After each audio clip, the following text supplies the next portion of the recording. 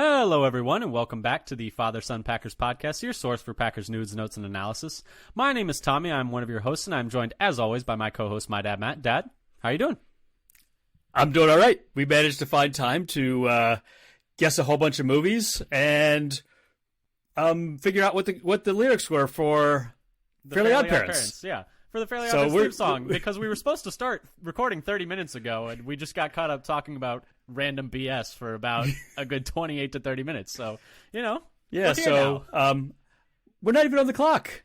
No, easy peasy. No, we're going to be up late recording now, but it's all our own fault. So, but the thing is, people aren't going to be listening to this till the morning anyway, so it all works out. But we just have to finish before whatever 7 a.m. Eastern. Exactly. We got tons of time. We could keep riffing forever and ever. But anyways, we are here today to do a little bit of a breakdown of the Packers-Bengals preseason game from last week and talk a little bit about the practices from this week. Kind of breaking down what we saw, how we felt about it. I've watched the game 4 times now, and then also watched 3 different breakdowns of Love, and then 2 more breakdowns of the general film. And I've been watching a lot of this because it was our first little dose of football, Dad, and like with anything, once you give me a little bit of football, I'm latched onto it. I'm just rewatching and rewatching. Just a dime bag of football, please. Yes, just a little bit of football.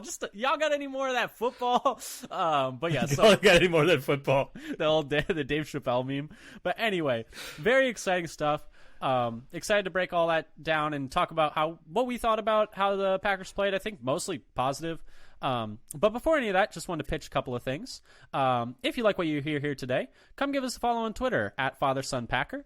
We tweet out articles we find interesting, any videos from practice that we find that are not technically allowed, but we will retweet them anytime we see them. Feel free to message us and tag us in them. We'll retweet them. We'll retweet them every single time if you want to tag us in the videos. We tweet when we find articles we have interesting, like I said, pieces of news, when we have new episodes, et cetera, et cetera. So come give us a follow there. We'd really appreciate it. And we're also on your podcast platform of choice. So if you want to subscribe to us on Spotify, Apple Podcasts, Google Podcasts, all 3, wherever you find podcasts, even on YouTube, we put all our episodes out there as well. And if you subscribe to us there, we'd really appreciate it. It would really help our numbers. But yeah, so if you want to support anyway, you can. We'll be doing an episode a week until the season starts, and then we'll be doing 2 a week, which is coming up sooner than you think, Dad. It's about 3 weeks away until. And we are actually now, we're a year in.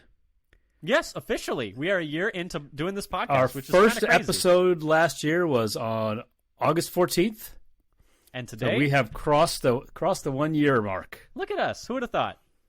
This is our first episode officially into year 2. That's pretty exciting stuff. But like we do every time, let's start with a little bit of the news around the Packers. Unfortunately, most of this news is negative, as it is mostly injury related. It's that time of year, unfortunately. Some updates. Going to start with injuries from the game on Friday. Here are some injuries that knocked players out of the game or were more serious. The first is, unfortunately, tight end Tyler Davis tore his ACL during the game, and he is going to be out for the season. The second would be offensive lineman Luke Tenuta. He was carted off. Matt LaFleur said he thinks it's probably going to take some time. It was an ankle injury, but there's no exact timeline yet. They haven't put him on IR or anything. I saw some speculation today that they might wait to carry him over to the 53 and then put him on IR so that they could maybe bring him back this year, which, hopefully he's able to come back this year, but we don't have a timeline. Running back Tyler Goodson hurt his shoulder in the game and was in a sling at the next practice. He hasn't practiced since, and I haven't really heard anything more about him since. The Packers had practices on Sunday, Monday, and then today, Wednesday, as we're recording, which is the joint practice with the Patriots. And we'll be talking about all of those near the end of the show, so don't you worry. The next injury during the game was offensive tackle Caleb Jones, who had an ankle injury. He has not practiced yet this week. And then the last one was Corey Ballantyne, had a stinger and left the game, but it doesn't seem like it was very serious. He hasn't missed any practices. New injuries as of this week that have popped up on the injury report. On Sunday the 13th, Tariq Carpenter missed practice with a back injury. He has not practiced any of the rest of this week either. So that must have been something that kind of happened during the game and maybe tightened up on him the next day. We can only really speculate on the nature of that one. On the 14th on Monday, Kenny Clark was out with a back injury and was also out today with a back injury. That's definitely going to be one to keep an eye on because Kenny's kind of a stalwart on that defense, and they're really going to need him on that D-line because he's really the only proven player there. And then as of today, 8/16, the practice of the Patriots, Devondre Campbell was out with an ankle injury, again, one to monitor. And then Bo Melton was out with a hamstring injury. Tough for him because he's fighting for that last wide receiver spot. Injuries that are carrying over from last week, just some odds and ends. Lou Nichols is still out with the shoulder, the running back. Rashawn Gary is still working his way back, not doing team drills yet. Jair Alexander is still dealing with a groin injury. He was back doing some team periods today against the Patriots, but it sounds like he's still limited. He's not practicing all the time. So that's a lot of injuries, Dad. We did have two people come off of injury. Jake Hansen's back practicing, and Josiah DeGuara is back practicing, so that's some good news at least. And then the last piece of news is that the Packers waived Jeff Cotton from IR with an injury settlement. Dad, any reaction? I know that's a lot of information I just threw at you at once. Anything that you want to add to that? I think the roughest one is Tyler Davis, because here's a guy who was finally getting his chance. You know, he had been waiting. He was looking like he was playing a lot more, playing better, going to have a actual reasonable role carved out on the team. And now he's out for the season. So that was pretty rough. And then Bo Melton, he's in a three-way battle for one or two spots. And missing time right now it will be tough. Yeah, and he was one where I think for Melton it was like his main claim was special teams, and it sounds like every day that goes by in practice, like Malik Heath or Grant DeBose are having really good practices, and so the fact that he's not there to pace himself with them is tough for him. Yeah, and I think what's going to happen, at least from the Packers' perspective, is one or two will be on the 53, and my guess is the other one or two they'll want to put in the practice squad, but maybe whoever that is will want to go somewhere else, and where they can maybe sign directly onto another team's 53. Yeah. But anyway, those are the real pieces of news floating around the Packers right now. But Dad, let's talk a little bit about the preseason game. Friday against the Bengals. I would say mostly a lot of positives. I think the way we decided we wanted to talk about this was we'll talk about the first team offense, which played a couple of series. Not everyone played. There were a few players that didn't play at all, like David Bakhtiari. On the offensive side, Aaron Jones just played one snap, and then we'll talk about the first team defense. And I don't think Kenny played. And then we'll talk about the first team defense. Kenny didn't play. Jair didn't play. Like we said, right? Stokes is still not back. Gary didn't play. Gary didn't play, et cetera, et cetera. Those are the main ones from the first team defense, and then we'll talk about the second team offense and then the second team defense. And then we'll just talk about how we thought the rookies looked. But, Dad, let's start with the first-team offense. And let's start with a big picture, and that is that the Packers are leading the league in scoring. That's a good point. 36 points. Let's start right there. Packers are leading the league in scoring. Stop the count. 1-0, leading the league in scoring. Stop the count. And the defense has not given up a touchdown yet. That's the other one. That's the other exciting one. No, not a single touchdown. Yeah. So, 4 field goals. Let's just call it here. Give us the next title. We'll come back next year. The Elmo choosing the Super Bowl memes have been flying around. Oh, they're great. But anyway, first team offense stuff. I think before we go to like each of our takeaways, I just wanted to quickly just say a couple things about Jordan Love, because that's all that matters this season is how Jordan Love looks. And I'll talk a little bit and I'll ping it back to you afterwards. But Jordan Love was 7 of 10 for 46 yards and a touchdown in 2 drives. He had one, I think, what you would classify as a pretty bad miss to Musgrave on a third down on a crosser when he was pretty wide open. And what's interesting is apparently he had also missed that crosser in practice the week before. So that's something they're going to need to work on, because it sounds like that crosser's been open multiple times and they have not been hitting it. So something to look at. The other incompletions he had were a deep ball to Christian Watson down the left sideline. apparently him and LaFleur had talked about wanting to put more air on his deep balls. I was going to ask you how you felt about that, because I watched that play. Like, there's too much air under that ball.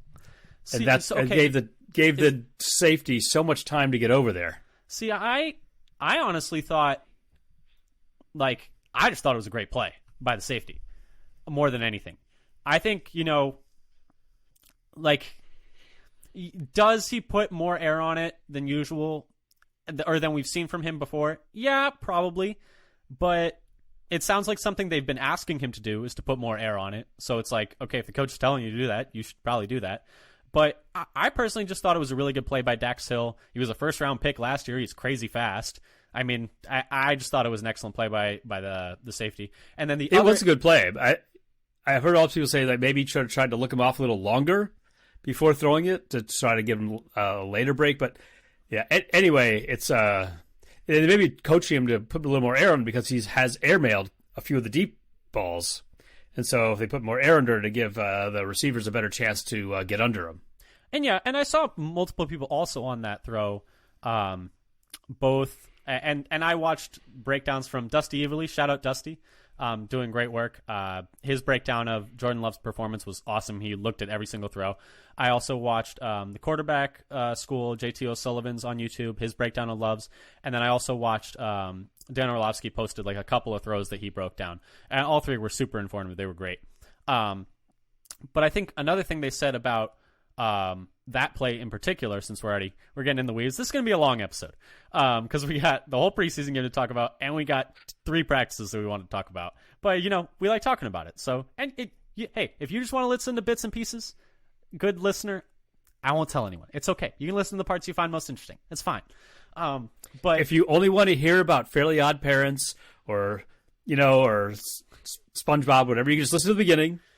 I mean, I don't think it was recording when we were talking about that. Was it? When we were talking about what the no. We just mentioned that we just mentioned that we were talking about it. I mean, if you only want we didn't actually run through the lyrics. If you only want to listen to me talk, that's fine too. You just listen to my part and then hit skip, hit the 10, 15 seconds ahead, and then hear me again. I'm fine with that too. But anyway, on that play, back to football.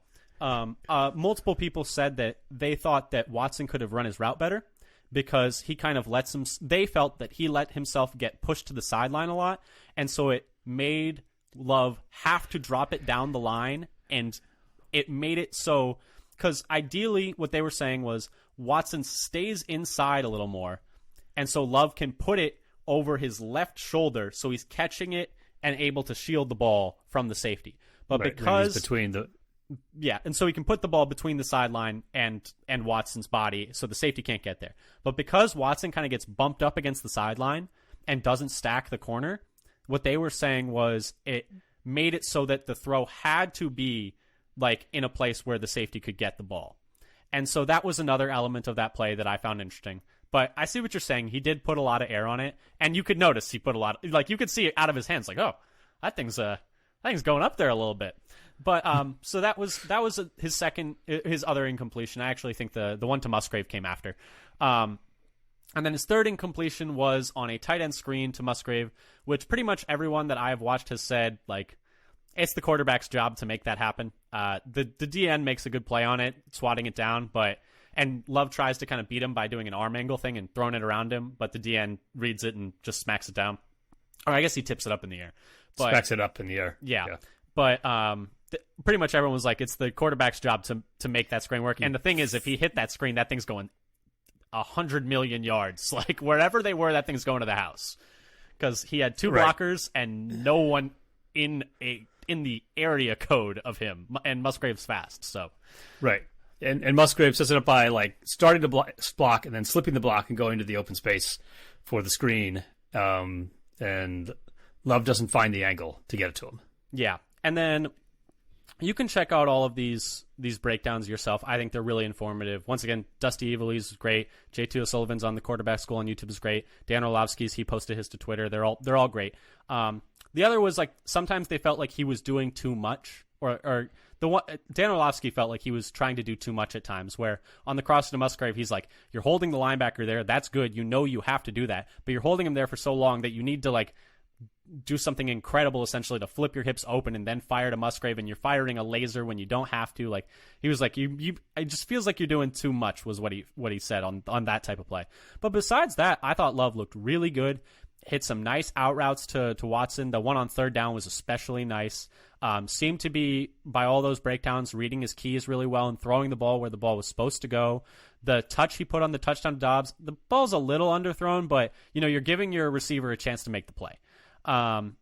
They were doing a lot of play action stuff with him, which we'll talk about in a second. But Dad, what did you think of Love's day as a whole? Because I would say generally very positive. Just a couple accuracy issues, the one bad miss. Yeah, I would say overall it was good. I mean, he looked good. He was making plays. He was making his reads on time, identifying the receiver to go to, and generally making the throws. I mean, the only one that you'd say was off target was the one to Musgrave on the crosser, because the one to Watson was on target, to where it was to Watson, and then the problem with the tight end screen is the throw was going to be on target if he get it through there, but he didn't create an angle where he had a line to throw it. It wasn't like we've heard a lot about him being reading the field well, making the right decision, but then having throws kind of just basically aimed poorly, that he's not actually hitting his mark. So I'd say he only had one of those where he didn't hit his mark, and that was the one to Watson where he zips it. Well, that's the one he needed to put more air under it, and because he had such a basically large bucket he could have dropped it into that could have been caught because of the amount of space that Musgrave had there, that he didn't have to try to thread it through there on a Favre-esque style. I'm just going to throw it as hard as I can at that guy. I'm going to rip it. Yeah, and I think it hurt especially because it was a third down, and it would have been a big chunk gain. I actually thought his best throw of the day came on the play-action rollout he hit to Dobbs down in the red zone. He's rolling, the one that got him first and goal? Yeah, he's rolling left and kind of resets his feet, fires in between a window, and just puts it right on the numbers. It was a very nice throw. I think that was his best throw of the day. Play. But anyway, just those two series from Love, I think we both agree he looked pretty good. Had the one bad miss, but other than that was reading the field well, and had some nice passes in there as well. And excited to see what he does in the next preseason game and going forward. But anyway, let's talk about the rest of the first team offense. And I'll go first with the couple of things that I had down, if that's all right with you. Sure. The first thing I wanted to note was, it definitely seems like Luke Musgrave is going to be a big part of this offense. And I am not inventing the wheel when I say this. This has been a take from a lot of different people, but I think it's just, it's important to note that Love threw the ball 10 times, and 3 of them were to Musgrave, and 2 of them were play designed to go to him, tight end screen, getting him that touch, and then the second completion he had of the day. The first one was to Jones on the quick out, and then the other was a little roll out, and then just tight end right to the other side. But yeah, so he's going to be a big part of this offense, Dad. And the more we watch, the more we see is exciting. I mean, he had a really good day again in practice against the Patriots that we'll talk about later. Did you have any thoughts on Musgrave? It's you read the stat line. It's one catch for 7 yards, and you're just this guy's all pro, baby. Offensive rookie of the year. Yeah, I know. But the thing is, I agree that Musgrave looks like he's going to be an exceptional talent, actually. And unlike most tight ends, that he's probably going to contribute substantially in year one. And there are a number of people who basically watched, the testing, and I looked into the few plays he had, said this guy's the number one tight end in this class.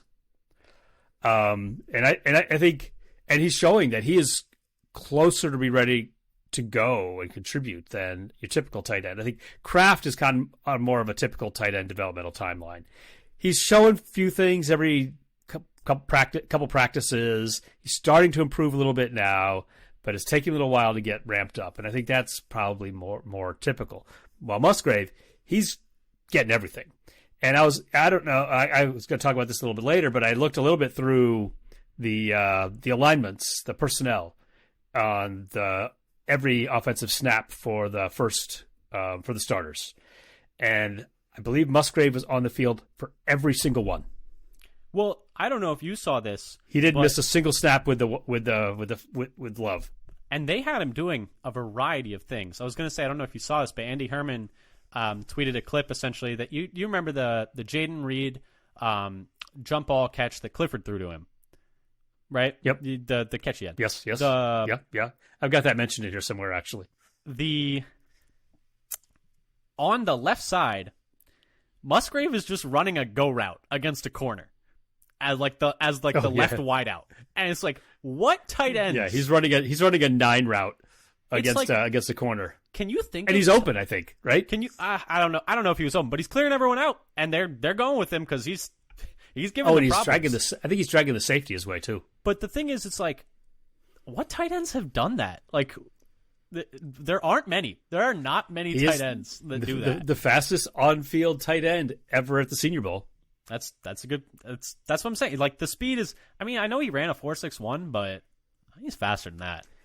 But his on-field speed was the fastest ever.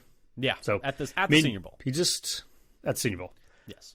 Yeah. So he is you in tight end. As we talked about this before, you go for freaks. You go for traits. They're finally doing it. They're finally drafting athletes at tight end. Go for freaks. It's a miracle.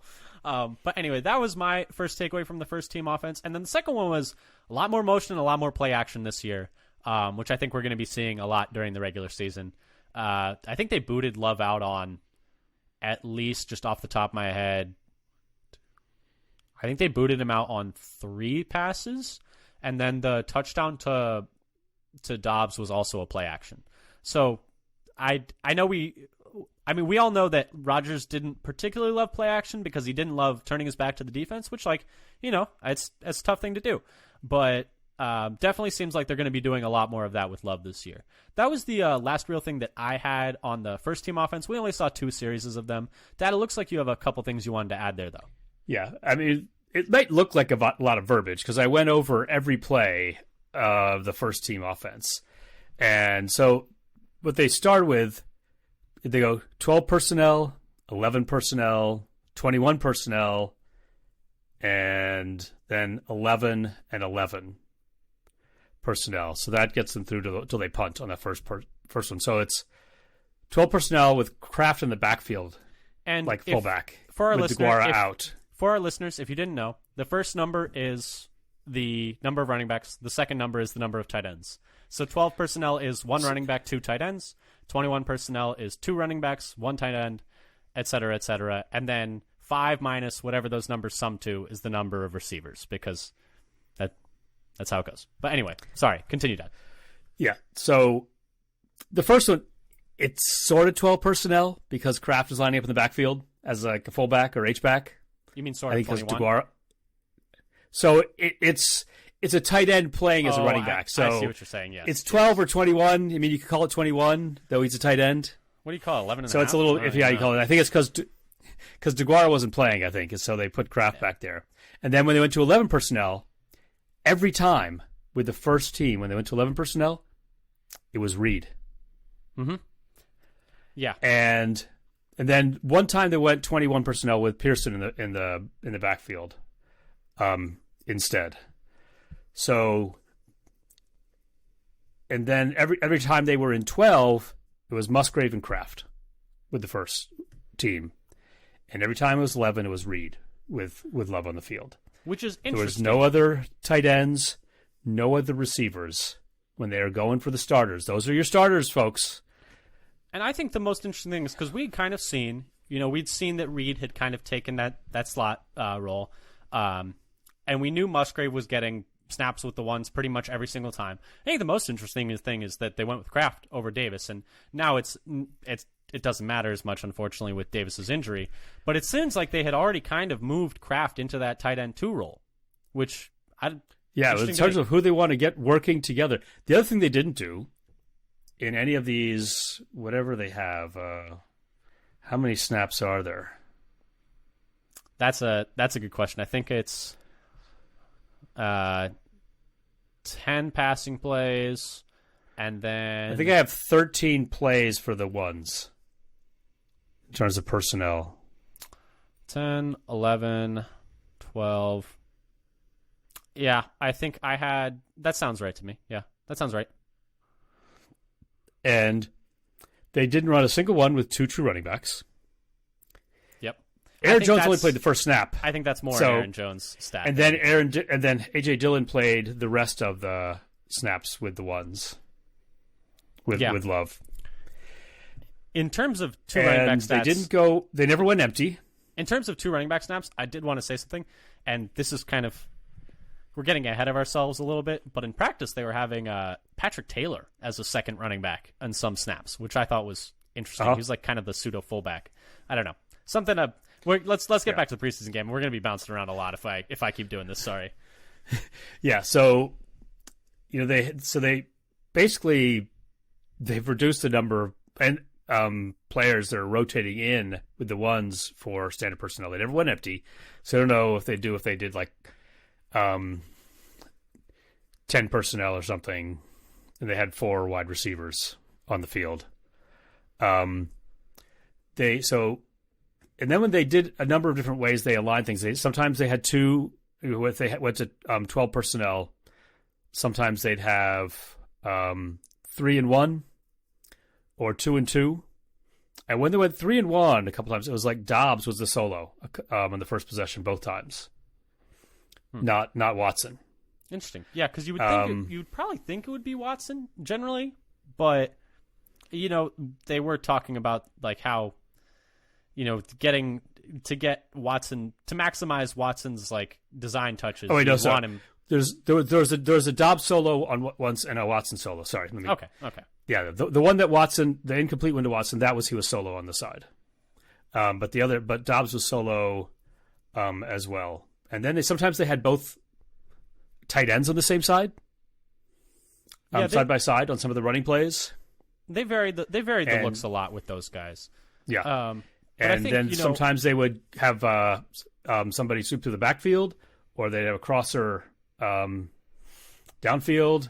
They're often moving people around, people going in motion, pre-snap.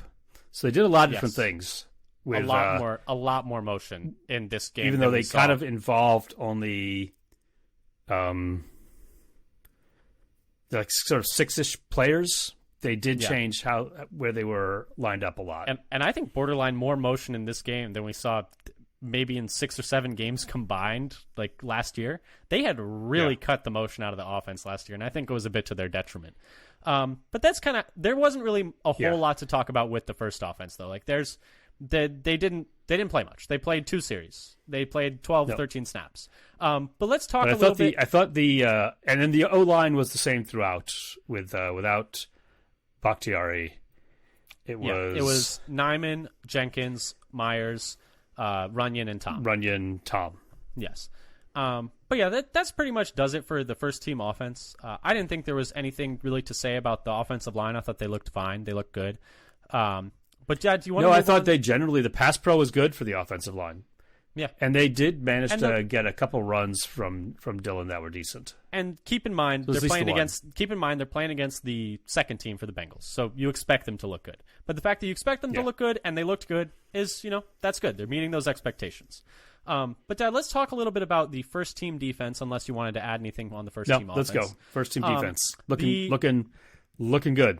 Yeah, looking good. I think the first takeaway I had was that TJ Slayton looked dominant. I think TJ Slayton looked like the best player on defense.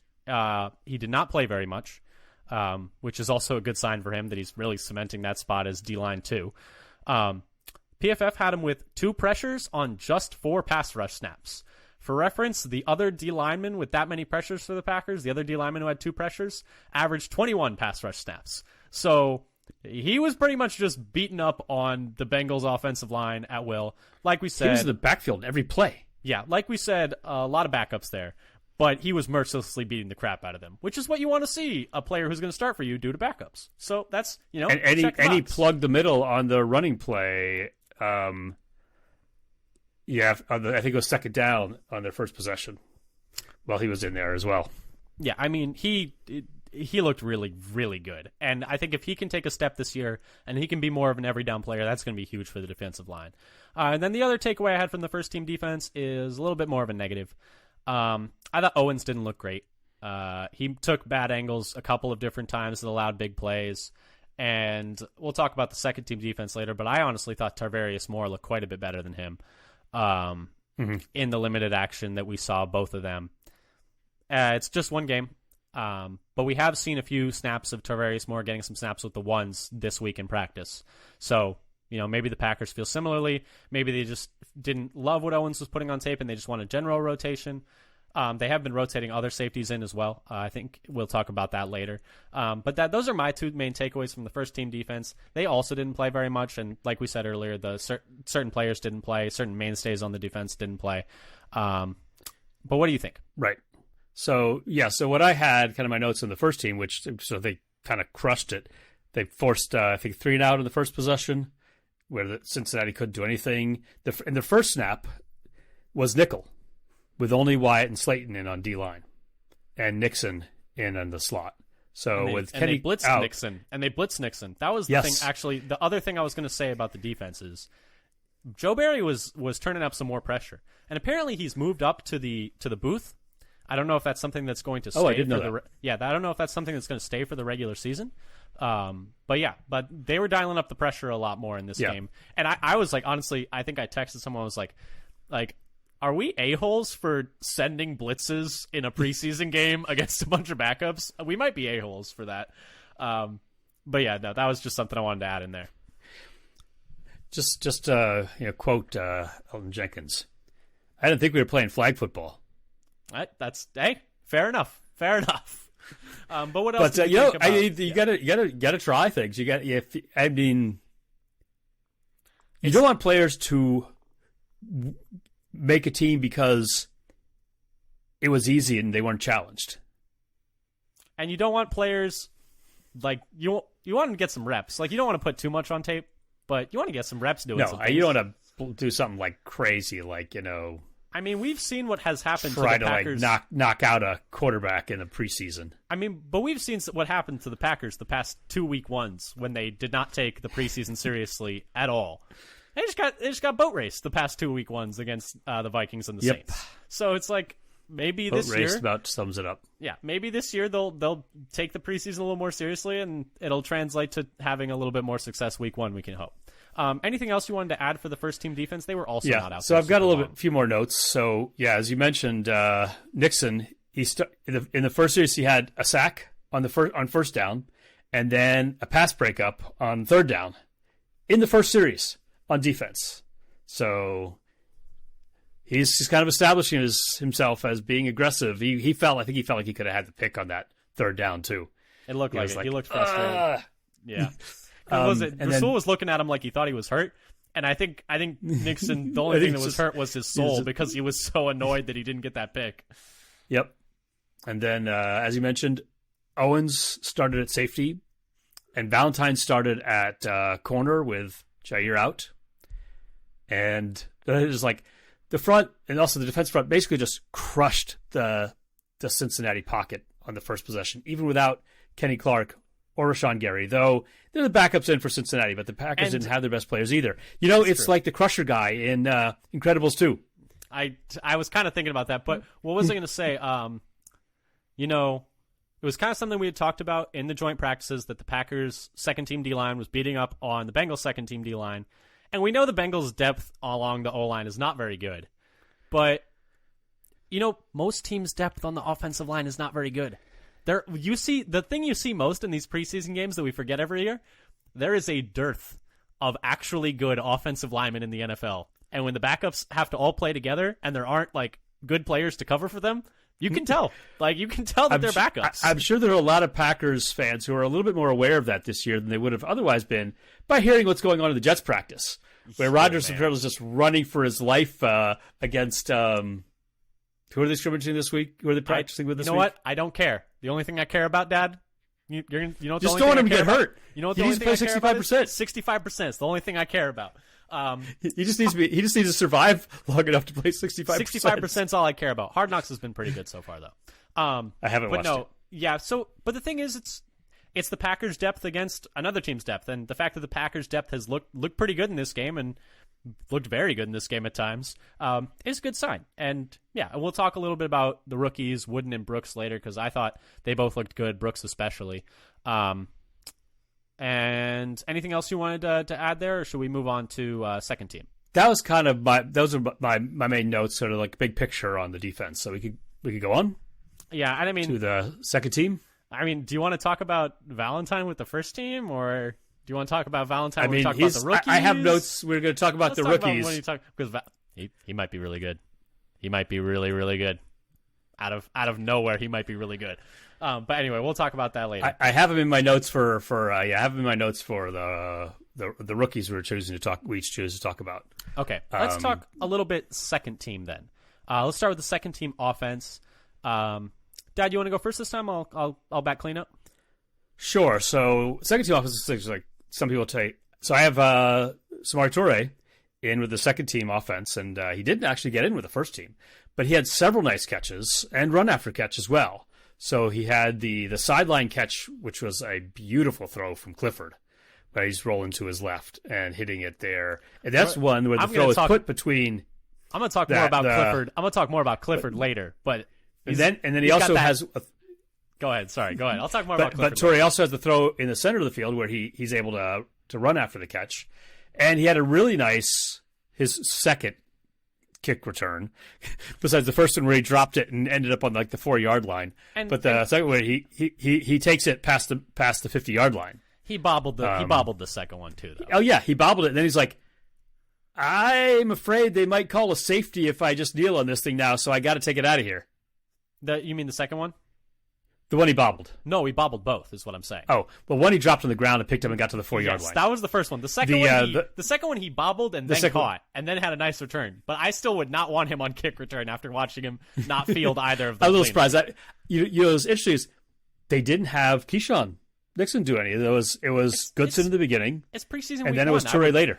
No way in hell I'm putting our starting slot corner at kick return in a preseason game. Are you crazy? Well, they put a player some people think is their number 3 or 4 wide receiver returning kicks. He's never.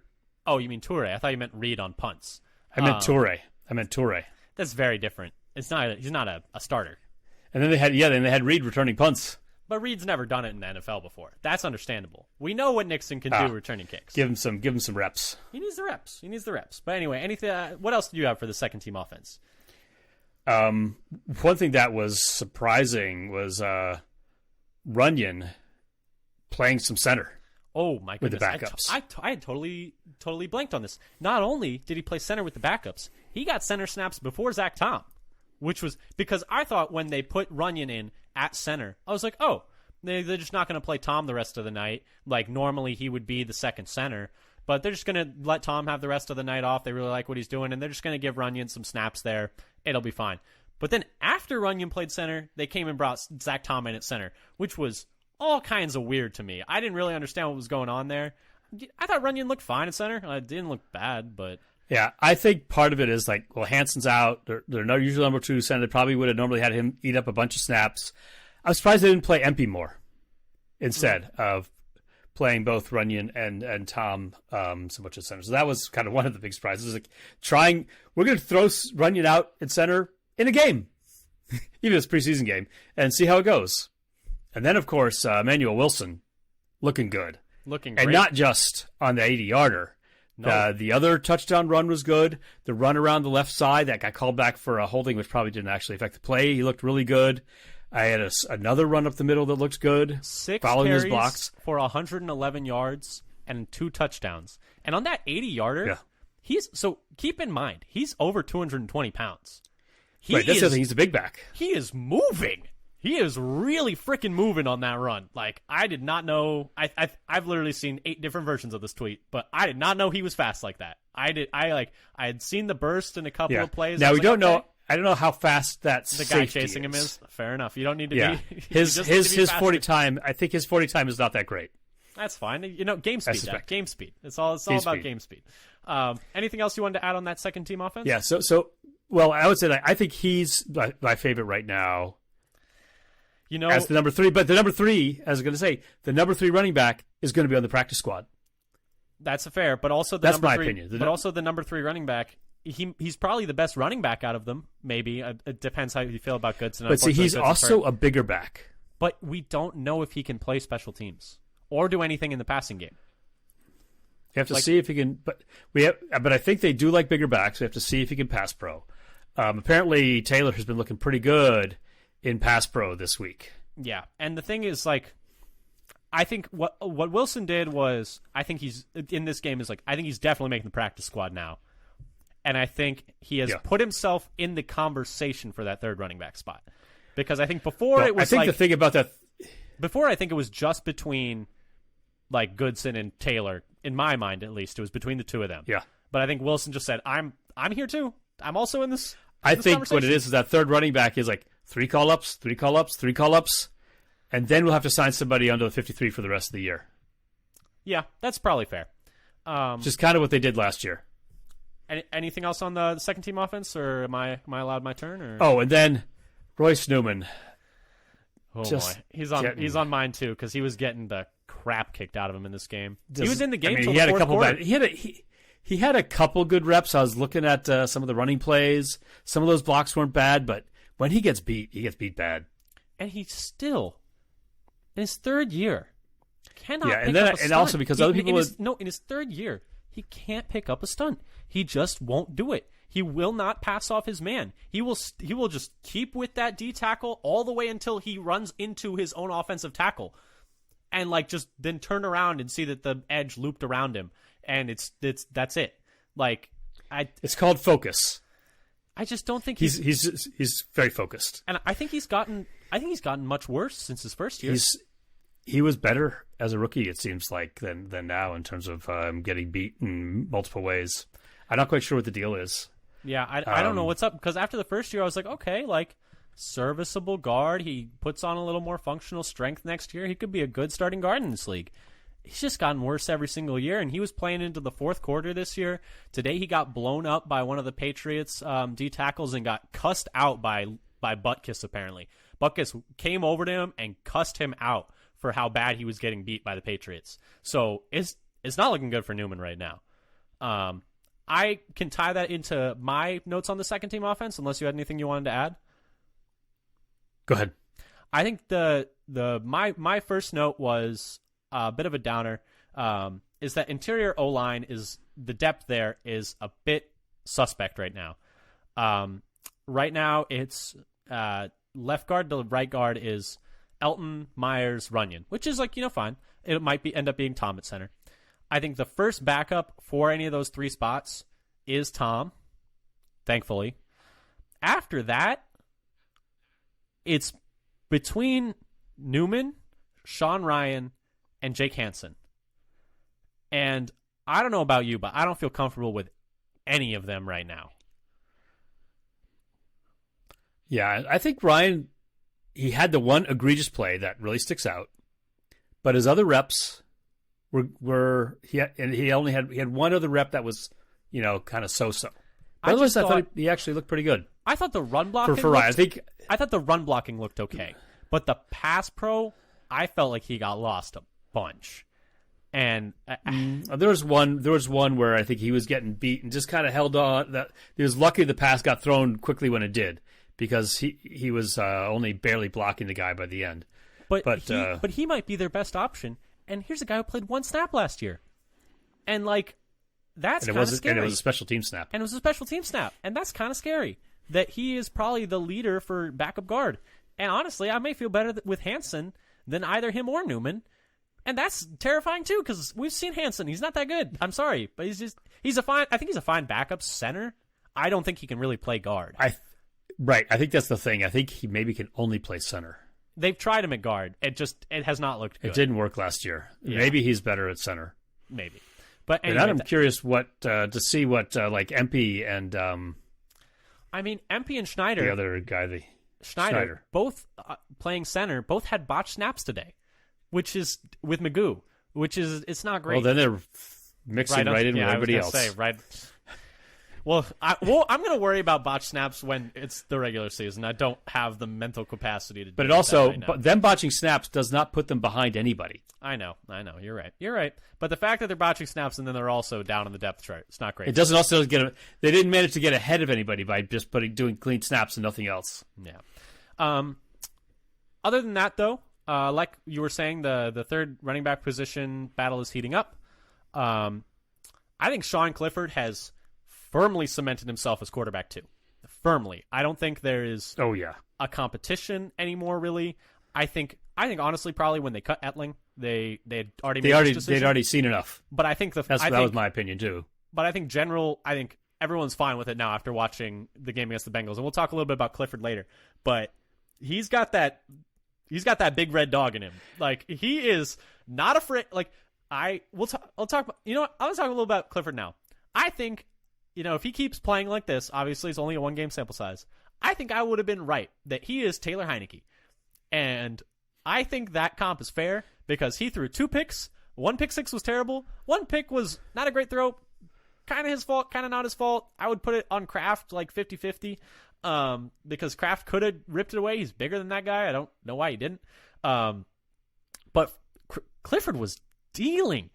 He was throwing absolute missiles, and he wasn't really reading the field that much. He was kind of just like point and shoot. But for a backup, he was moving around. He was throwing balls accurately and with anticipation. He led like 4 scoring drives, I think, if I remember correctly. He had some big time throws on the run on third downs. The one to Toure down the left sideline while he's rolling to his left and just drops it in the bucket. I was like, I judge it as like, if I saw Jordan Love make that throw, would I be like crazy excited, losing my mind? Yes. It was like, okay, then that's a good. And his 2 runs looked really good too. He's making people miss in the open field. He's scrambling out of the pocket. Like, that's what you want from a backup. I mean, a little chaos, just a dose of chaos from the backup is okay sometimes. Right. He did not curl up in a shell after throwing a couple picks. And that was the thing that LaFleur said. He said that was the biggest thing he saw from Clifford was he threw the pick 6. They turned it over on downs. He threw another pick, and then he led like a 40-second touchdown drive, like with a minute left in the half. And he said the fact that he was able to bounce back and keep dealing, and the throw he throws when he gets the ball back with a minute left after throwing a pick is an absolute seed right in a tight window. I don't know how it got there. I was like very confused when I watched the initial play. The one to Wicks. I was like, how did that even get in there? And no fear at all from him. And that's pretty exciting. If you think Clifford should start over Love, I think you're an idiot. I just want to make that clear. But he looked really good. He looked like an NFL backup quarterback in this game. And I think that's really exciting because to get one of those in the 5th round is that's a good pick. That's a good pick. And then the last thing I had for the second team offense was Packers quietly have some really nice young receiving depth. Wicks had a really good game, which we'll talk about later. I don't think enough people are talking about how well he played. Malik Heath had a really good game. Grant DuBose is apparently looking really good in practice. He has not made his preseason debut yet. He was held out of the last game, but it's looking like he might be able to play in this next game against the Patriots. And it seems more and more like they're going to keep 7 guys and some exciting young depth for the Packers receiver core right now. Yeah, I currently have 7 making it on my initial 53 because I think they don't want to lose either DuBose or Heath. Yeah. So I think they're going to keep them. I think they're going to keep them both. Yeah, and I think it's pretty much a foregone conclusion there. Dad, anything else you wanted to add on the second team offense, or should we go to the second team defense? Let's go into the second team defense. Okay. Do you want to start us off? Okay, so I'll start with the player who really sort of caught my eye in the second team defense, Shamar Jean-Charles. He had what I thought was his best day as a Packer.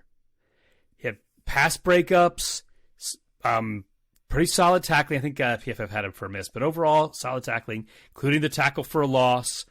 I think he got a pressure as well on a corner blitz. It wasn't perfect. He had a bad angle on one of the run plays, but he was there making plays on the ball. Yeah. He's around the ball and making plays when he had the chance. Yeah. And overall, he looked good.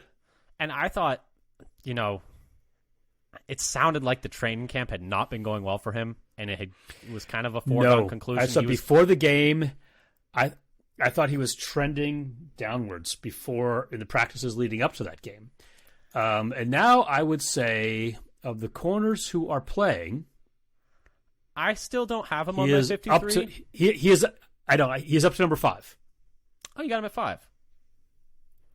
Oh, of the ones who are playing. Of the ones who are playing. Fair. So that's 6th. Yeah. Behind Stokes. I think that's fair, yeah. I think I would have him 6th as well behind Valentine. And I don't think I would have had him that high. No. I agree with just that. Just before the game. I think Valentine would have been higher. Speaking of corners, I thought William Hooper, who was like pretty much in there at the end, wearing number 27, so he's a duplicate number, which is never a great thing for him. Him and Patrick Taylor have the same number. I thought he made some good plays. He had 2 pass breakups to end the night, and he looked pretty good. I think he's a practice squad candidate. I think he's fun fact there. He was the highest graded player on defense by PFF. William Hooper. William Hooper was. That's 90.3. Hey, me and PFF right now. Ahead of Valentine, who was 89.8. Yeah.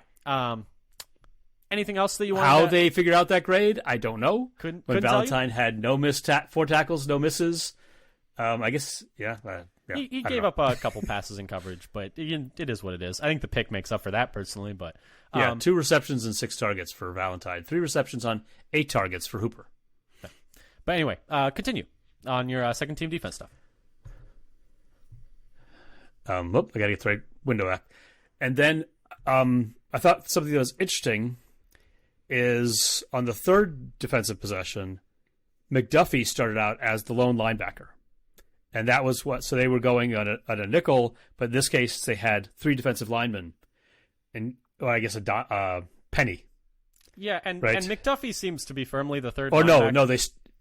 McDuffie they started in Penny. Oh, okay. I was going to say, McDuffie seems to be firmly the third linebacker. There was, on Family Night, Eric Wilson took all the third linebacker spots, and then that has never happened again. So I don't really know why that happened on Family Night, but whatever. It doesn't really matter. So it looks like McDuffie is ahead of Wilson now. And he was in there when they had the front was Lucas Van Ness, Wyatt, Slayton, Wooden, Enigbare, and then McDuffie as the lone linebacker in the first down of the third defense possession. Though it wasn't perfect, I think there was one on the one. I think Cincinnati had one really long run by Evans, whatever his first name is, Chris Evans. That was one where both McDuffie kind of took a bad angle. Wilson came charging too hard, and they both vacated the middle of the field, and that's what. So that was a little bit of kind of positional discipline that gave up that run. On the good side, go back and forth to good bad. Jonathan Ford, the guy who was a ghost last year, where did that come from? Looking genuinely good this year in practices and against the Bengals backups. He was penetration, stout on the run game. Looked explosive. Good. Looked explosive. He's the worst athlete on the team, by Raz. Where did this come from? 3.6. I guess technically he's probably a better testing athlete actually than Brooks still, but now that Brooks is on the team. Oh, you may be true, but maybe he's dropped 30 pounds, so he's instead of being like 370, he's 340 or something. Noticeably quicker. And some of them were like he was timing up the snap a little bit, and I wonder if that's going to get him into a little trouble against real NFL offenses. But hey, more power to him, and he was looking quick, explosive, blowing people off the ball. On the play where Lucas Van Ness was really quiet in this game. I'm not really that worried about it. Some people are. That's your prerogative. But I would like to see him do a little bit more against backups than he did. Yeah, that's fair. I think, first game. We'll see what happens next game. But the play where the run bounces out, Van Ness kind of bounces it out, Ford just picks up and throws the left guard about 2 yards into the backfield initially. Just pushes him on one swift, and just. I'm sorry, listener, that was a little loud, but That's how excited Well, he's a I'm big getting man, about. so it's got to be. He's a big man. It's got to be loud. That's how excited I'm getting about Jonathan Ford. I mean, and if you had told me I would be getting excited about Jonathan Ford, let me tell you, I don't know if I would have. Here's a guy before training camp started was not on my radar. No. I did not necessarily expect him to make the team, and now I'm like, he has to make the team. Well, here's the thing. I was like, man, I mean, mea culpa if he keeps playing like this, but I was like, are they going to have to keep him because they need big bodies in run defense? That was my thought. Was like, are they going to feel like he is the only other keep him? Big body besides Slayton and Clark? But both of them are significantly bigger than Clark. That's true. Yes, but and was it Slayton's like 330? Ford's listed at like 360, I think, but I don't think he's that big. I think he was. And Slayton, I think, was 360 in college, then slimmed down to like 335. And Ford is like maybe 360. Kenny's, what is he, like 315? Yeah, he's like maybe 320, 312. He's like somewhere in that 310 to 320 range. But anyway, Ford. They're definitely going to keep him now, I think, because they need the run. One, they need the run defense, and he's a good run. He's like that's his build. That's like his prototype. And two, he's looking really good. So, and he's looked good in practice this week too. And he's showing a lot more in the pass game instead of just being a plugger. He is actually showing some juice to get into the backfield. And where on earth did that come from? Because he had 2 pressures in this game. Like, that's incredible to me. I would never have assumed he had any juice in the passing game. One thing I realized I forgot to mention though, was just on the whole. Shoot, did I thought I wrote this down somewhere. Sorry. On the whole, there it is. Oh, I actually have this in my second team defense section. Never mind. Go ahead. Sorry. Then. So we mentioned earlier at the beginning that the Green Bay defense has not given up an offensive TD yet.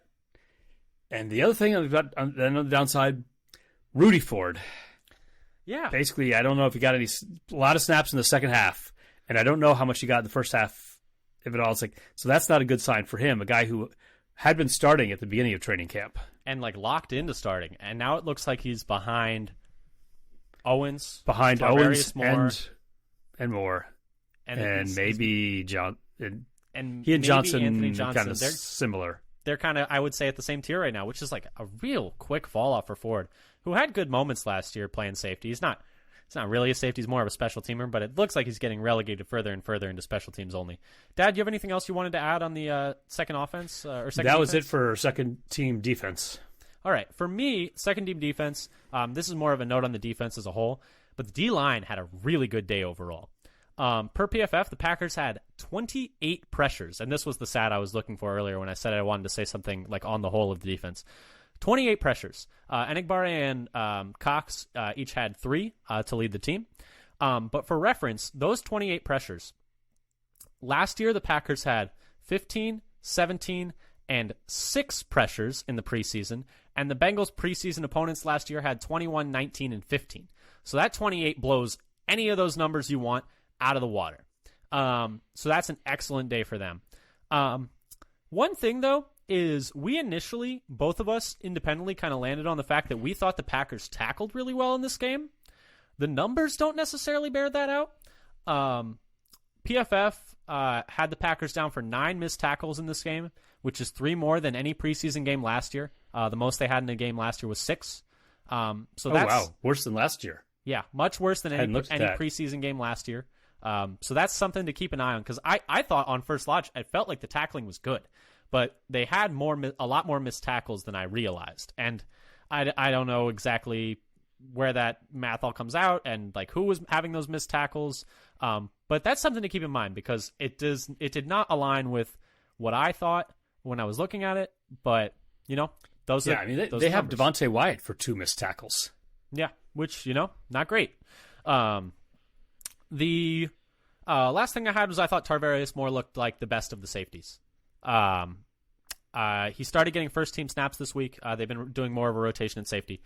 But I thought he was around the ball a lot, much like Shamar John-Charles, was making good tackles, was wrapping up, was getting his guy down almost immediately. The safety room remains in flux. I don't think we're going to know who the starting safety is until maybe week 1, until they trot out there on the field. And I think even then it might be a bit tentative. But that's the last of the things we have for the offense and the defense. Do we want to talk about the rookies? I think we each had 3 most impressive rookies, and then I'm going to actually start, before we get to those, with Anders Carlson, who's been a big talking point this week, because he did start 4 for 4 with this game, the Packers rookie kicker, with 3 made extra points and a 45-yard field goal, all of them right up the middle. But his last 2 kicks of the night were both extra points wide right. I thought both snaps weren't great. The first one was high, and the second one was on the holder's right hip. They were different snappers for each of them. It was Orzek for the first miss, and Hatcher, I believe it is the backup long snapper.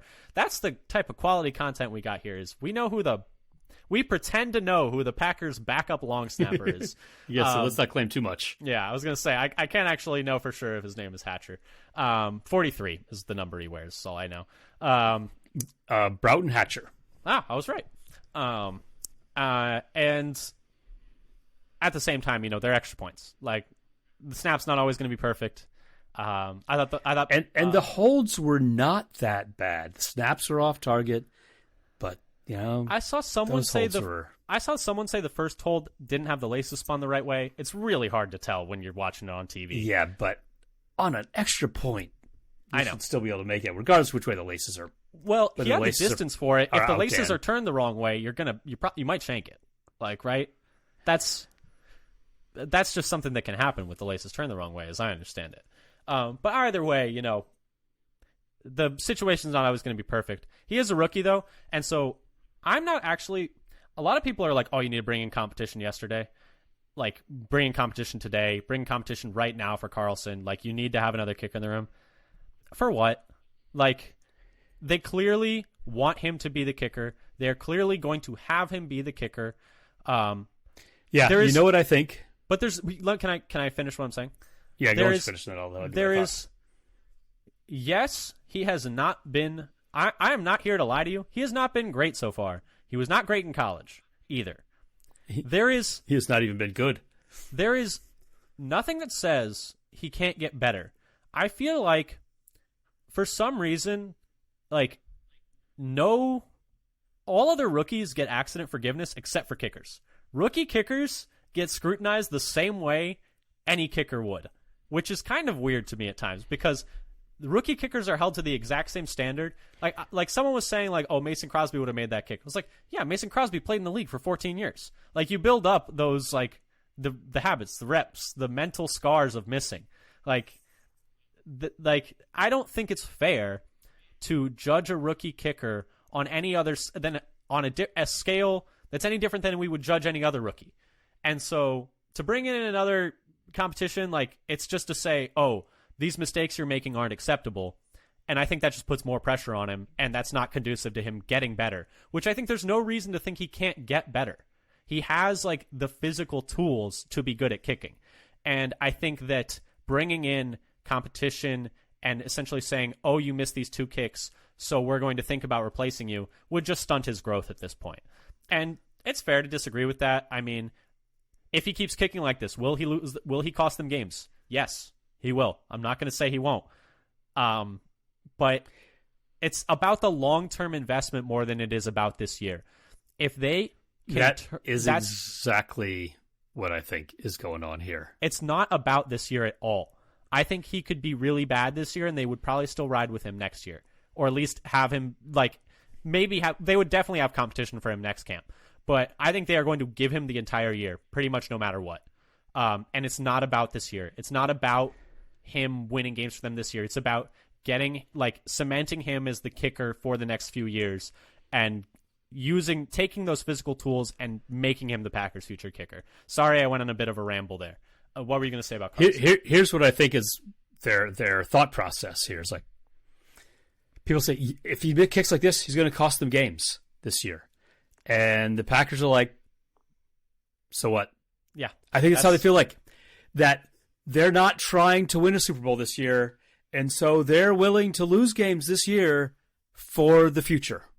What are your thoughts on that approach?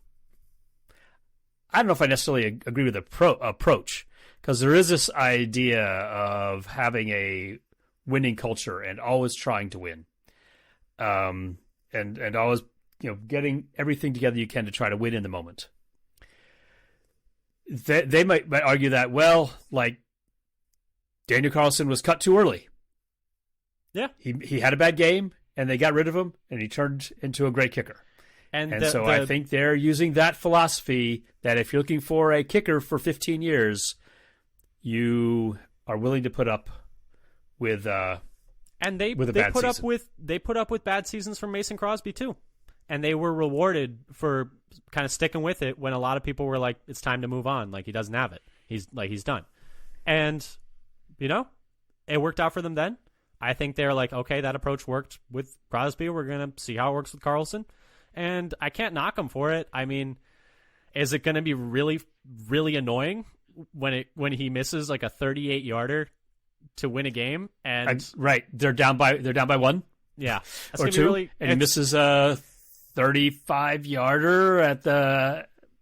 It's going to suck as time expires. It's going to suck. But the thing is, it's like I don't think that's what they're thinking about with Carlson. They're thinking about next year more than anything. But Dad, let's talk a little bit about the other rookies that we liked in this game. I will go first. Number one, impressive rookie to me, Clifford. He's Taylor Heineke. He really is. Gunslinger, point and shoot, not a perfect quarterback, going to make lots of mistakes.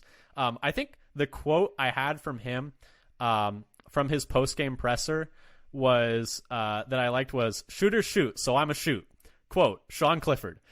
Which I thought was great, because with him, I think a lot of people really, really did not like that pick and thought, I mean, he took so much heat. People were like, he's not draftable. He should not have been picked in the 7th round. The Packers panicked when they took him. He will never play well in the NFL. And I think he's already surpassed that. He's already better than that. Oh, yeah, he's already exceeded those expectations. He's already exceeded they got roasted. Because they got roasted for picking him at all. Yeah. Yeah. And I think it's clear that those evaluations were off because... A little over the top. But, yeah, there are a bunch of people who are saying he wasn't a draftable player. Yeah, which is, is he a perfect quarterback? No. Is he even a good quarterback? Maybe not. But he might be a good backup. And that's a fine pick in the 5th round. The next one is Wicks. I think not enough people are talking about how well Dontavian Wicks played this game. I like Wicks, and I think in general people have been talking about Wicks because he was hurt at the beginning of, for a good chunk of the offseason. So he just kind of, I think, fell off people's radar. Well, I don't even mean just in general. I mean not enough people were talking about how good Wicks looked in this game. He had a massive block on Goodson's touchdown run. Him and Musgrave. Just got a lot of push there on the line. He led the team in receiving, 3 catches for 68 yards. And in fact, according to Jacob Morley on Twitter, among rookies with at least 15 routes, he was 2nd in the league in yards per route run, which is pretty freaking awesome for a 5th rounder. And then the last rookie I had was Carl Brooks. He was pretty consistently. You've been on the Carl Brooks train all offseason. On the rewatch, it's like, man, he's in the backfield a lot. And I think Paul Brettel tweeted this today, was like the Patriots couldn't keep him out of the backfield either. And he was just consistently getting back there. And the Packers D-line looked really good today. The Patriots didn't have either of their starting guards, just to keep in mind. But yeah, Brooks was consistently in the backfield. He had 2 pressures and a quarterback hit in that game. And he looked good. I thought he looked better than Wooden. I thought Wooden looked fine. Not to throw shade at Wooden, but I thought Brooks looked even better than him. And he was, looked like he had every bit of pass rush technicality from the inside that he had at the outside on Bowling Green. And that was the question, was whether or not he can move to the inside. I think that move has gone well for him so far, and hopefully it continues to. Dad, those are my 3 rookies. Who are your 3? So my 3 are pretty obvious, So I can start with Reed, and the thing I want to mention about him is he is still making contested catches at the NFL level, despite being a 5'11", and in college, outside receiver, 5'11". He had a nice high point of the throw from Clifford in the preseason game, and I think he had another one today against New England in the joint practice. And plus he's been showing his speed, so he's been looking good. He looks to have a firm grip, actually, on the number 3 wide receiver. Did you based on who was getting snaps? They gave him with the ones in the game. They gave him an end around in the game, and then they gave, we'll talk about later, Musgrave an end around in the practice with the Patriots today. And did you see what Christian Watson said? He said, I'd be lying if I said I didn't miss those touches, but we got Reed and Musgrave, and they're going to do a great job with those too. I did not see that quote. Yeah, that was at least he didn't say lines. I would have made it all the way around that corner. He said, I would have housed that thing. And then I had Musgraves getting open in most players' field, but also his blocking is not that bad. He had that, you mentioned that nice block on the touchdown run by Goodson against Cincinnati. He also had some decent pass pro. He had a couple of times where he stayed in to block on those first 2 possessions with the ones. And so it's a pass pro that wasn't bad and some run blocking that wasn't bad. I think he had one bad pass blocking rep. But otherwise, I think he's actually doing better than people were expecting. And then finally, Valentine. Who's been kind of like the camp rookie darling. How have we gone this long without talking about Valentine? Because he's pretty much like, they're going to need to find a way. A lot of people said this. I'm not saying it for the first time. They're going to need to find a way to get this man on the field if he keeps playing like this, because he's just too good not to. I mean, what do you have? 3 pass breakups and a good tackling and a pick in this game. Because he's got sticky coverage always seems to be around his receiver. He's 4 tackles with no missed tackles. And Andy Herman was saying that he didn't think he was just in conversation for best rookie of camp. He's in conversation for best player, full stop, of camp. Which it's hard to say no, because he's gone from 7th round rookie to starting outside corner in about the span of like 2.5 weeks, which is wild to think about. Yeah. And I know when Jair is back on Monday, there, he won't be, but. And then on Monday, he ended the practice with a pick 6. On the other hand, he has been very aggressive with contact. Yeah, that was hands on the receiver, playing through the receiver to make the breakups. So he might get called for some penalties by different refereeing crews than he has. So yeah, that's fair.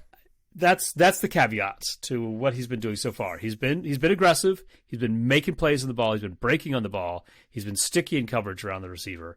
But some of those plays that he's made might get called for penalties in other games. Yep. Anything else you wanted to add with that? We're getting really long on time, so let's burn through these practice. I mean, do you want to Shall we? What are you thinking? Should we keep powering through? How long do we want this episode to be? Oh goodness, I think we should just cut. Let's just talk a little bit about practice, because I just wanted to touch on a couple of things. So they had practice Sunday, Monday, and today on Wednesday, the joint practices. I just want to touch on 2 things from the Sunday and Monday practices, and then we'll discuss a little bit from the joint practice. The big thing from the Sunday and Monday practices was Rasheed Walker was at left tackle with the 1s on Sunday, while Nyman was at right tackle with the 2s. So it's not that Nyman was out. And then on Monday, Nyman started at left tackle, but when they gave Jenkins a breather, they moved Tom to left guard, and Rasheed Walker went to right tackle with the 1s. Walker had a really good game at tackle in the preseason game against the Bengals, but the fact that he's getting snaps with the 1s over Nyman at times, that was kind of shocking to me. Yeah, this is another case of a player skyrocketing up the depth chart unexpectedly. Yeah.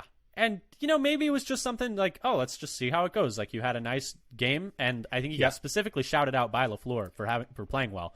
And it's interesting. I don't think they would do it. I think if they had I think we were talking about this and you said this. If they had a game tomorrow, Nyman is playing, and Bakhtiari couldn't go, Nyman's playing left tackle. They're not putting Walker out there. But no, I don't think they'd be comfortable. Maybe they could be just experimenting with things, but they also did give him a shout out at the same time as they gave him some reps of the 1s. Yeah. And speaking of reps with the ones, if one, it's like another quick mention of things. Anthony Johnson Jr., after having a pretty decent game against the Bengals, got some snaps with the ones this week in practice. Yeah. I think maybe Sunday and Monday. I had seen Sunday. I hadn't seen Monday, but I believe you if you said I'm Monday. not 100% sure if I've got the Monday. Maybe I've seen Sunday, and then I saw somebody talking about it a day later. So I'm not sure if they were talking about still Sunday or. And I think the big takeaway is because Sunday and Monday. Johnson got some, Moore got some, and Owens is still getting some. I think they're mostly just like, okay, the second safety spot is still TBD. Who's stepping up yet? Yeah. Yeah. But anyway, let's talk a little bit about the joint practice with the Patriots. Caveat that the Patriots were without their two starting guards. They were without a couple other players as well. But still, a very well-coached team who the Packers said they didn't give them like a script or anything to run. The Patriots are just running what they want to run, and Bill Belichick's an evil mastermind. But, Dad, let's just do a couple quick hitters about this joint practice. We can maybe come back to it a little bit next episode when we talk about this preseason game that's happening Saturday. What we're like, let's just start about two or three things. I'll just do really like quick. some quick bullet points, I guess, for what I thought. Maybe try not to overlap so much. So I'll start with the defense supposedly sacked the Patriots 13 times, according to Andrew Callahan, who is who is a Patriots reporter, for reference. For a Patriots reporter, right? So that was kind of interesting that they were putting so much pressure, including sacks, on the Patriots. I think both first and second team combined. And I'm not going to get fooled again by defensive line preseason but at least they're stuff. not beating up on their own offensive line this time. They might be beating up on the Boston, Massachusetts version of Newman and Hansen, given that the left guard Cole Strange was out, and then the right guard Onwenu is still not back from surgery. It sounds like. I did just a light research because I just wanted to know. Sorry, go ahead. Do you want to alternate? You give one now. We can alternate. The Packers receivers had a really nice day today. Evan, I'm not sure if it's Lazar or Lazar, but he covers the Patriots, said that, quote, Christian Watson and Romeo Doubs were really impressive today for the Packers. Patriots secondary had its hands full, end quote. Exciting because the Patriots secondary is pretty good, although I think they were without Jonathan Jones today, who's one of their better corners. Don't quote me on that, but I think I saw that on the Twitter feed. But still, it's a well-coached secondary, it's a well-coached defense, a well-coached team, and Watson and Dobbs were giving them trouble. And Watson had a 70-yard bomb from Love. We've retweeted the video that was illegally taken by fans. Shout out to that fan. It's on our Twitter. It is actually by multiple fans because this got a couple different angles. We got multiple angles. We got the TV copy. We got everything. We got They got the 6-camera, NFL playoff game. Exactly. But that was my takeaway. Quality we got there is that the receivers look good. Yeah. What was your next one? And then I would say Love looked good today too, with some good red zone reps, throwing touchdowns there, and some good completions. Even though I guess like there was one to Reed where I think it was Reed. That was his main miss. It sounded like he didn't quite get his. But also there's one where he didn't quite get his feet down in the back of the end zone. There was one that was a good throw. And everything looked good, but it wasn't. It was ruled incomplete in the end. But he also had the 70-yard score to Watson where he puts it in right between the defenders, and then the strike to the corner to Dobbs in the right corner where Dobbs does the tiptoe. He had a strike down the seam to Musgrave, which you'll talk about. Do you want to talk about that now? So Musgrave again looking good in the practices, like he's been looking all offseason. They even decided to use him, as you mentioned earlier, on a jet sweep, and then he had, I think it was up the seam going deep against New England's secondary, including Duggar, who's generally considered a good cover tight end, specifically safety. Good at covering tight ends. Like that's his thing, and he just wasn't fast enough for Musgrave. I do think it's funny the end around thing. It's more about the usage for Musgrave, the fact that they're looking for ways to get in the ball. That's all it's about. The actual play went for about a yard. But that's true. He didn't get very far after he went around. Very far. It is just funny that they decided to call it. Yes. You're right. But no, I remember seeing that. I was like, oh wow, like I wonder like how it went. It's like, okay, you went about a yard. Okay. Anyway, my next one is Chad Graff, who writes for The Athletic for the Patriots. Seemed to think that generally the Packers won the day. His summary of the day was, quote, "The Patriots offense struggled to block Green Bay's front seven and had little open downfield. New England's defense was mostly solid except for a couple big plays," end quote, was his takeaway from how the Patriots did against the Packers. The other takeaways I had was Jair I think was the back. Patriots had Go ahead. Sorry, go ahead. Oh, that the Patriots may have 8 or 9 sacks against the Packers. Not as many as the Packers had against them. Mm-hmm. It's always hard to tell in when you can't actually touch and then the you're like, is that a sack? Oh, they kept the play going anyway. They blow it dead. Now he completed it. Whatever. Yeah, it's like it's backyard football. But Jair was back to getting some reps in team settings for the first time in a little while, which is good. And then the other thing was there were more reps at the ones, left tackle for Walker, according to Matt Schneidman, which I hadn't seen during the practice. I saw that in an article he wrote afterwards, which is interesting. And then they had some success in the 2-minute drill, getting the Packers a 40-yard field goal to quote-unquote win it. But Carlson did miss the 40-yarder and then afterwards missed a 43-yarder short. It was heavy wind, and to be fair, after that 43-yarder that he missed about 10 yards short, Nick Folk also missed one short. He didn't miss it as short. It was barely short, but to be fair, Nick Folk, NFL kicker, also missed short on that same kick going the same way.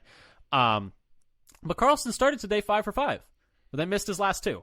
But then he did stay out after continue practicing kicks well after everyone left, it sounded like. I think that's wise. Yeah, I would hope so. And then, so the other 2 things that I had for the practices, Rasul still making plays. He had I think 2 near interceptions, pass breakups that he couldn't hold on to. And they're not too worried, but people say oh, I wish you'd get all this. Rasul is 3rd in the league over the last 2 years in actual interceptions. So I think he's doing a good enough job at converting those chances into picks. But one thing that's a little concerning, I would say, is that it sounded like Green Bay has had a lot of trouble running the ball against the New England defense. Yeah. Really struggling from all accounts. Yeah, that was on the ground. That was actually the first thing I put into mine, and I saw you had already put it, so I took it off. But that was one of the first things I put is yep, they are having trouble running the ball. And this was kind of okay. How do you feel like the Packers ran the ball last year? And we'll end on this. How do you feel like the Packers ran the ball last year? Because when they really needed a yard or two, it was very hit and miss. Because I would say I don't think they ran the ball well at all last year, and I thought the run blocking was meh and just generally not very good. But what if I told you? Well, you saw the analysis it did. Well, what if I told you they were 5th in the league in rushing DVOA last year? Doesn't make much sense to me. I would not have guessed that in a million years. They had better rush DVOA than Cleveland, better rushing DVOA than San Francisco, better rushing DVOA than Vegas with Josh Jacobs. Doesn't make much sense to me personally. I don't really get it. Because that's not isolating for how well the backs played, how success rate, AJ Dillon had a really good success rate. So how much of that is being attributed to the the line? And it's because the DVOA right, so that's all of it. Yeah. No, I mean, right. Who's responsible? Is it just because Dillon and Jones are good, but the line wasn't actually blocking that well? Because if you look at the PFF blocking grades, but you would assume they would both have to be good to be 5th, top 5 in the league in rushing. That does not track with the eye test for me personally. I was a bit confused on that one because I didn't think they ran the ball last year very well. I feel like they've struggled to run the ball a bit already in camp, and a lot of people will on talk shows will be like, oh, they got a really strong running game to keep Love behind. They should lean on the run.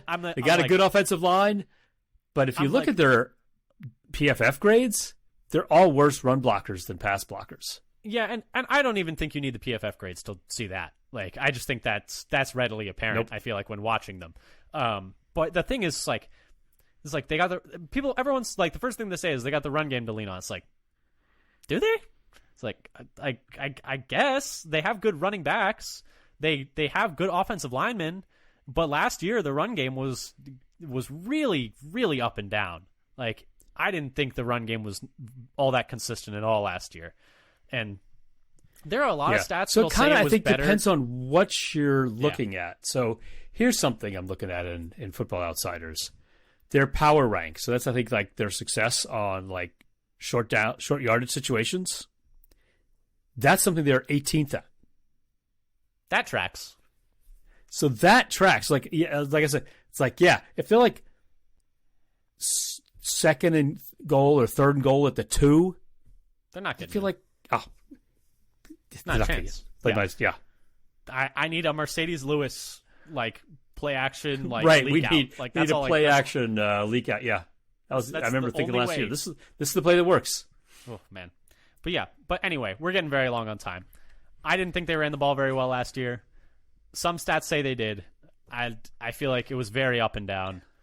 I think it's like maybe it's that some things they were good at and some things they weren't.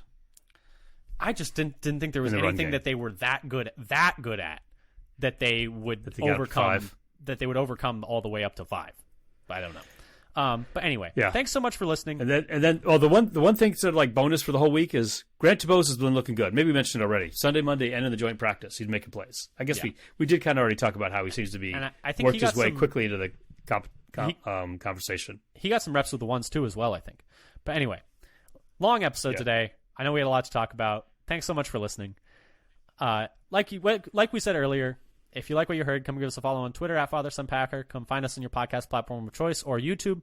If you subscribe to us there, we'd really appreciate it. It would really help us out. Thanks again. Until next time, go Pack Go.